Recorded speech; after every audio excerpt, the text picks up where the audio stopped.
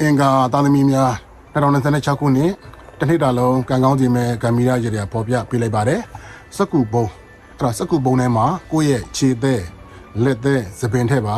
ကိုယ့်ရဲ့အင်ကြီးစုပ်လုံကြီးစုပ်ထက်ပါဖက်နှက်စုပ်ရှိလဲဖက်နှက်စုပ်ပါထည့်လို့ရတယ်အဲ့ဒီကစက္ကူဘုံပေါ်မှာအင်္ဂါသာသမီတွေရဲ့ဘုံမိရက်ဖြစ်တဲ့မိမိနေအိမ်ရဲ့အနောက်ရက်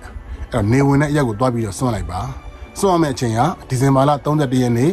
ညနေအပုတ်ချိန်နေဝင်ချိန်ဖြစ်ပါတယ်